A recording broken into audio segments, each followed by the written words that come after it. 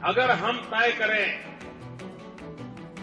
125 करोड़ देशवासी तय करें कि मैं गंदगी नहीं करूंगा, न गंदगी करूंगा, न गंदगी करने दूंगा।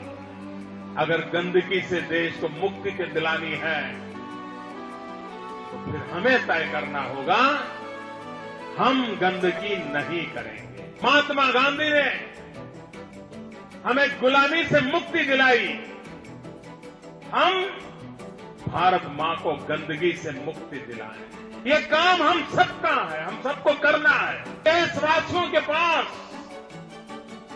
भिक्षा मांगने के लिए निकला हूं। मैं भिक्षा में देशवासियों से एक साल में 100 घंटे मांगता हूं, हर सप्ताह 2 घंटे, और हम 2 घंटे सफाई का संदेश लेकर के घर घर जाएंगे, सफाई के अभियान को चलाएंगे। ये भारत माता पर एक गंदगी का कलंक। भाइयों बहनों, देश को बदलना है तो देश की सूरत भी बदलनी है। एक कदम स्वच्छता की ओर चलें।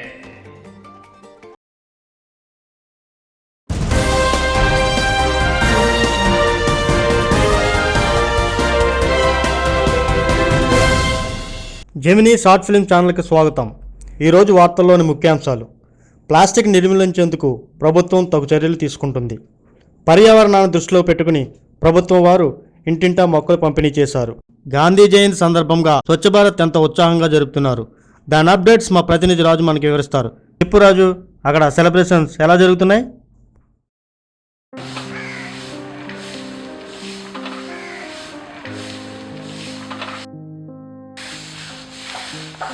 చూస్తున్నారు కదా, ఈరోజు అక్టోబర్ 2 గాంధీ జయంతి సందర్భంగా ఇక్కడ యూత్ మొత్తం స్వచ్ఛ భారత్ కార్యక్రమాన్ని నిర్వహిస్తున్నారు. ఇక్కడే కాదు, మొత్తం దేశమంతా ఈ స్వచ్ఛ భారత్ కార్యక్రమాన్ని విజయవంతంగా నిర్వహిస్తున్నారు.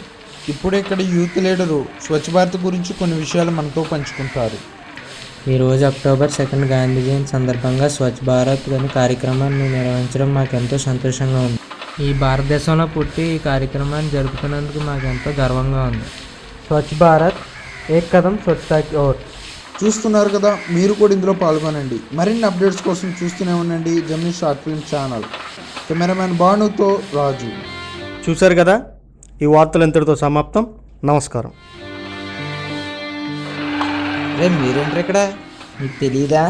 రోజు అక్టోబర్ 2 గాంధీ జయంతి కనుక స్వచ్ఛ భారత్ నిర్వహిస్తాం. ఓ మంచి విషయం. ఎందుకు మీకు ఆలోచన ఎలా వచ్చిందిరా?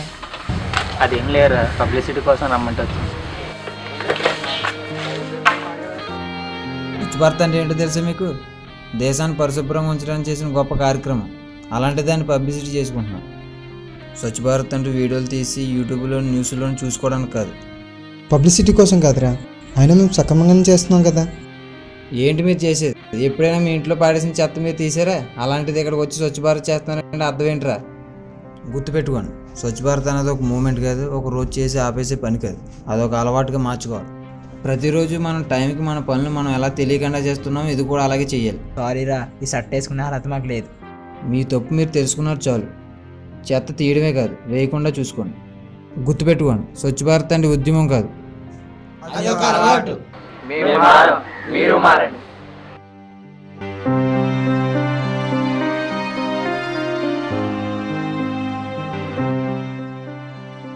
From today onwards, change your habit.